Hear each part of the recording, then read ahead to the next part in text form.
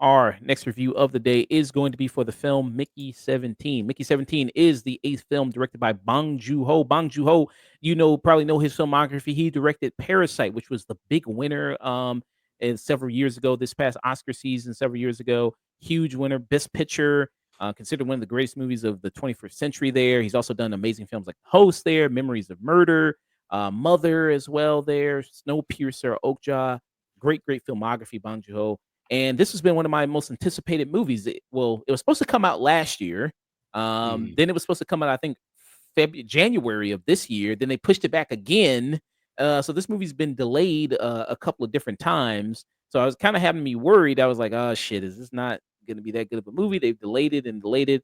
But also, I remember it's Warner Brothers, and they kind of suck, so they don't really know to do a lot of movies. So you also have to give that a lot of kind of a grain of salt here as well, that they don't sometimes know what to do with a lot of movies. But yeah, what's happening here in this Mickey 17 movie here? Well, you have Robert Pattinson here, who is what they call in this futuristic society a expendable. What is a expendable? Well, an expendable is a person here who basically gets copied there every single time. He gets copied, dies, gets copied there, and a new body basically spits out. The process repeats over and over again. He's basically a living crash test dummy. Basically, his only purpose is just to be experimented on, to test viruses, to test the harsh conditions of this new planet that they're going on. And that's kind of basically it. He is part of this expedition there, which is led by this figure named who's played by Mark Ruffalo in this. Who I think, what was his character's name again? I think his character was named it's Kenneth Kenneth Marshall. Marshall. Him and his veneers, and then you have his wife Toni Collette here, Yeah, Flo um, Marshall, yeah. who are leading this expedition to this other planet to colonize it there. And yeah, that's kind of what his responsibility on there is, kind of to test out all these kind of things there that's on this ship, to make sure it's safe for others to consume and others to kind of be a part of, viruses to create cures and everything like that. Yeah, so that's kind of the basic setup here you have of this kind of Mickey 17 film here. Dusk, what are your thoughts on it? Uh, the premise of this movie is very fascinating. I actually do quite like the premise of a man who's expendable and uploads his consciousness to make versions of him. Every time a version of him dies, he is then printed out, and all his memories are just kind of dumped back into his head. And each version of himself kind of either degrades or has a varying degree of personality, because the process isn't 100% guaranteed, but for the most part, it gets the core aspect of his personality. The philosophy behind that is interesting. It's actually quite fascinating. It's a damn shame that that's not what this movie is about. And after the beginning, we just kind of drop all that and it just becomes a straight off black comedy. And Mickey 17 has almost nothing to do with this movie. Mm, okay. And this is based on a book, by the way. This is based on a Yes. novel. For which I've read, or at least I've read about that. Apparently, the novel is much better. It does actually focus a lot more on the struggles of that idea of just kind of making an expendable person. And it has its own sequel book, too. Yeah. There's also 10 less deaths in the novel, where he's Mickey 7 in the books, and in this, he's Mickey 17. Yeah.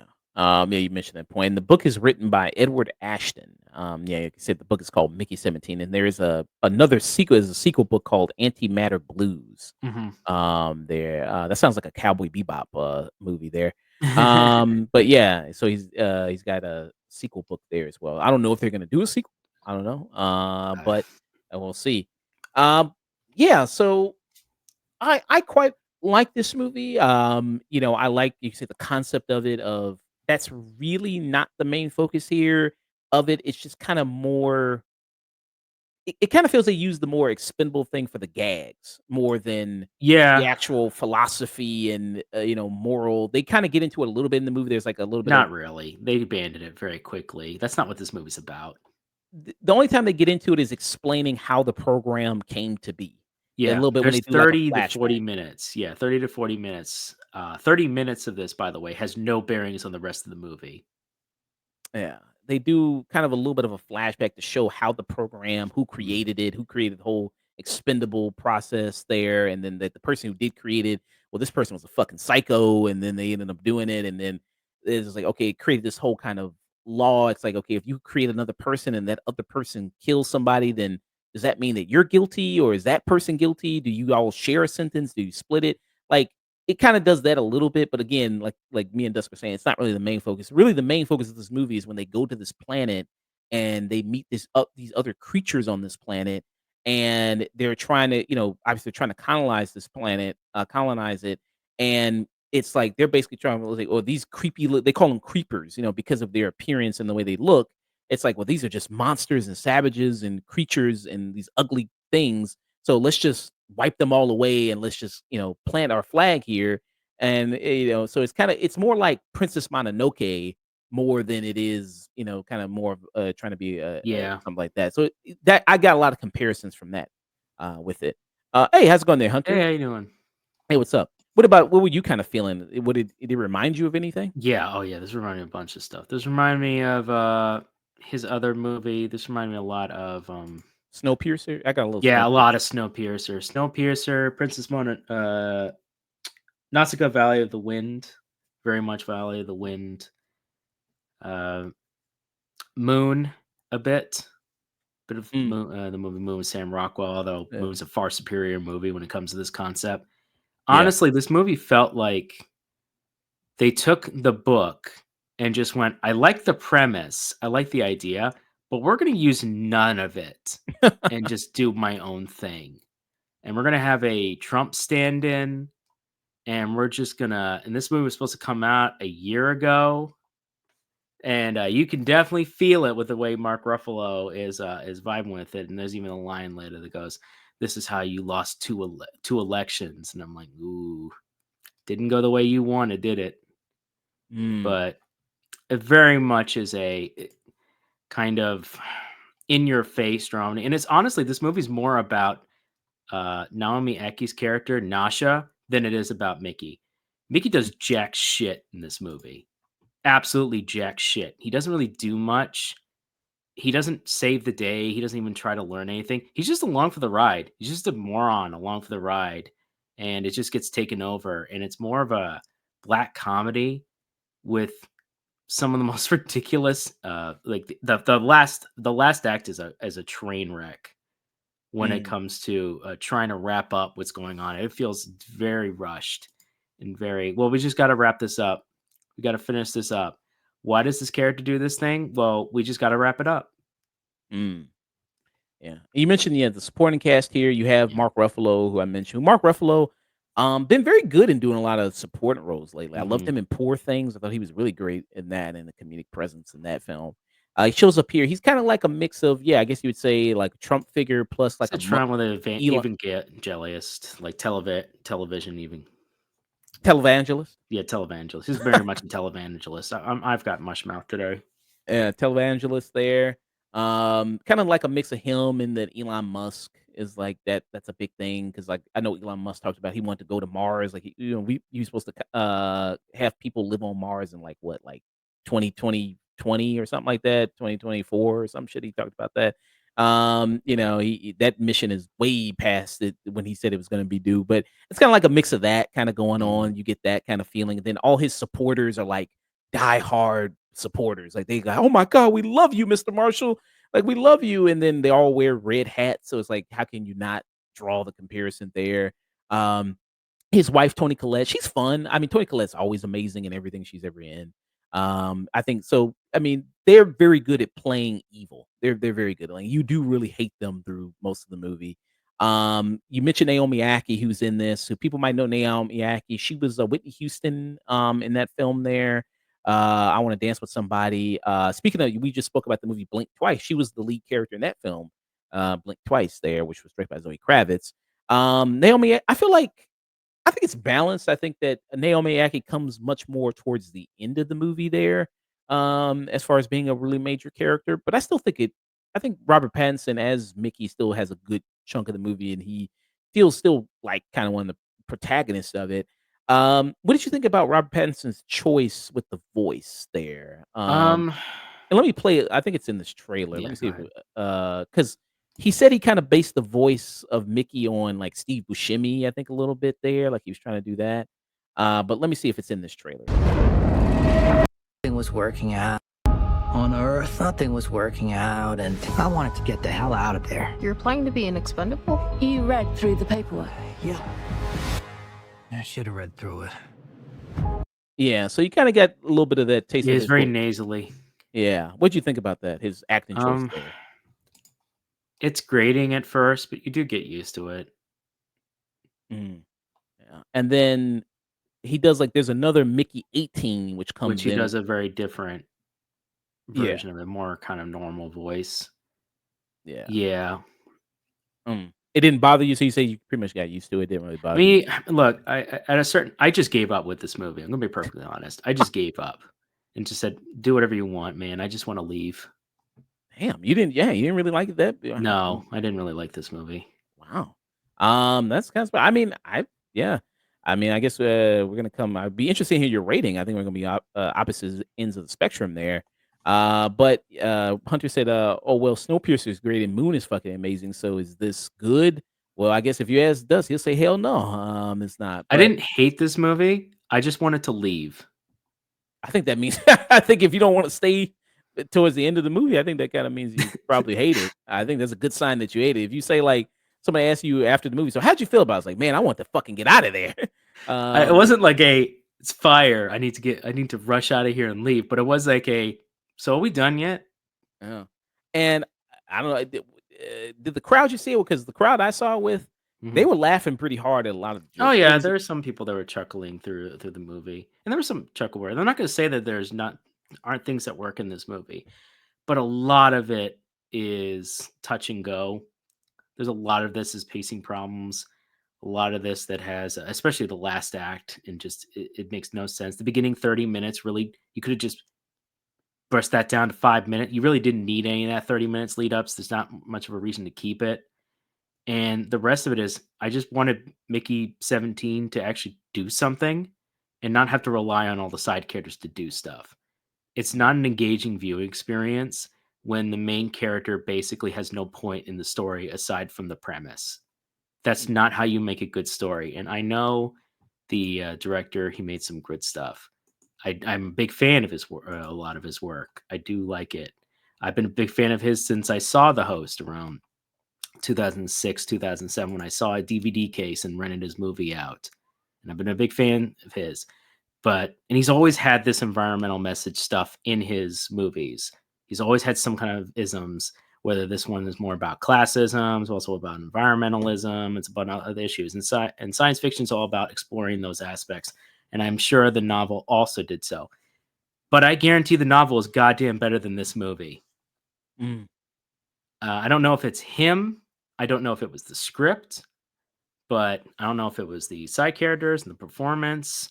Mark Ruffalo is great in a lot of things he does, but in this role, he was very much hamming it up to the point where I'm like, okay, I get it, but why are you an idiot? Like so much of an idiot. There's no way you're this stupid to make certain decisions, even if you're a coward and you are portrayed as a coward. Why do you make a final decision much later on that's just going to get yourself killed? mm. It I'd be doesn't make interested. any sense. I'd be interested to hear what you. Yeah, because I know we can't say it here on the Yeah, we review. can't spoil it, but he makes some certain decisions that you're just like a lot of characters make certain decisions where I'm just shaking my head going, "Why? Why?" Mm, okay. I'd be interested to hear what you that. But Mhm. I mean, so for me with this movie, I mean, amongst I've seen like what Bong Joon-ho has done, Yeah, in his filmography. I haven't seen all his filmography there. I've seen yeah. Parasite, I've seen Snowpiercer, I've seen this. I do think this is weaker than those movies. I think it's like, and then you also brought up Moon as an example. I think it's weaker than Moon. I don't think it's as strong as a science fiction movie as Moon is. And then I bring up examples like Princess Mononoke, Mhm. Nausicaa Valley of the Wind, which was also something to bring up, which is very much Nausicaa Valley of the Wind, which there's a big animal kind of Oh message yeah. here, animal rights type message as well here. Um, that gets brought in. But I, and then the character, of Mickey, especially the Mickey 17 version of him, is very. I mean, he's stupid. I mean, he's very stupid. I mean, very, very kind of stupid guy, and so naive and so sweethearted that he kind of just gets pulled into these things. Because the reason why he's like you said, he didn't read the paperwork there of Yeah. what an expendable actually is. And he's kind of forced into it because he's running away from these mobsters who want to kill him. So he wants to join this expedition that's going off Earth, so he can, not, end up getting killed by mobsters there, and he ends up becoming expendable there, which is like a thing that nobody wants to become. And constantly throughout the movie, he's being asked the question, so what does it feel like to die? What does that feel like for you? Yeah. And he doesn't really have any answer to that because he's like, well, I know that I'm going to be printed out again. So it's kind of different for me than it is for like you or anybody else. And something like that.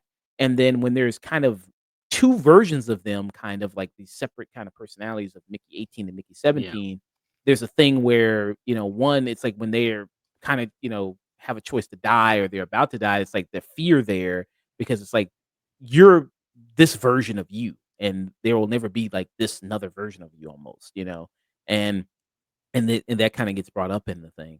But yeah, I mean it has, very much Bong Joon-ho, his typical kind of things in here, politically, social commentary, messages, of classism, of that kind of thing. Hunter from the Prime said, "Oh, I just watched the Electric State Netflix between this and Amy Schumer's Kind of Pregnant. Netflix might top my worst again in 2025. Steven Yeun is least good. I like Steven's Steven Yeun. fine. Steven, Steven I Yeun, have no issues with Steven Yeun. he plays a character called Timo in this.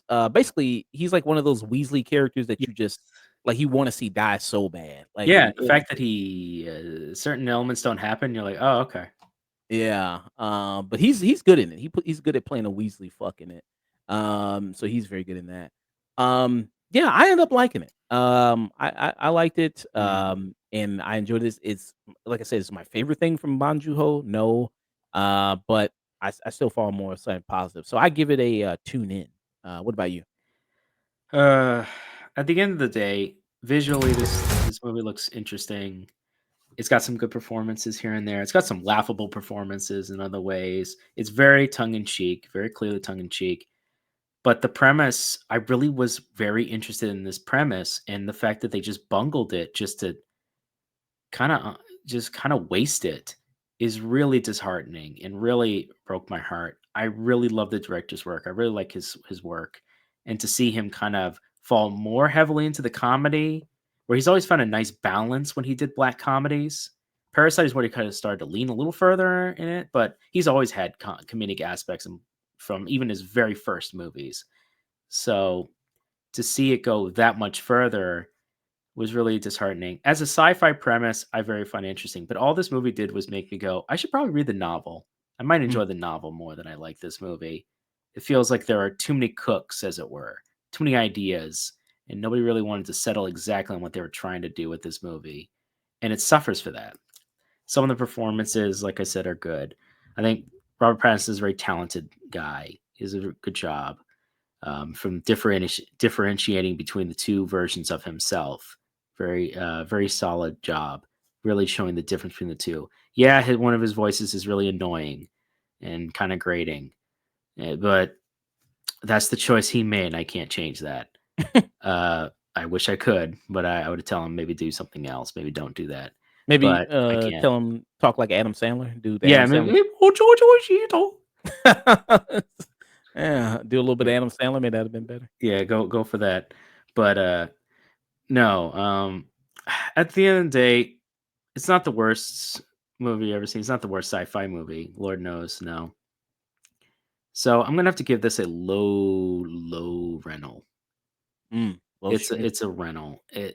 There are better works out there, but it's not terrible. If you catch it on Tubi or you catch it on it might be good enough for the first half. You can skip the first like 20 minutes though. You're not really missing much. Just go to the montage of Mickey 17's dying and then go from there.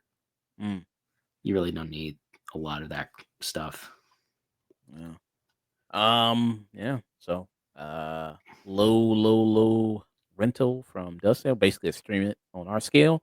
And then Hunter said, "LOL, damn, Tubi, not even Netflix." He said. I mean, if it's on Netflix, Netflix is willing to front the bill by all means. I mean, Tubi, Netflix, wherever you can get it on I mean, streaming. it's a Warner Brothers movie, so probably it's got distributed by it. All right, So HBO Max, cool. There you go. Which yeah. check it on streaming. There's no reason to see this in theaters. You can watch this on streaming. Yeah, and It'll I be on give it. Max for a while, then it'll wind up on Tubi, like everything else. Yeah. And I just give it a plain tune in for it myself. Yeah.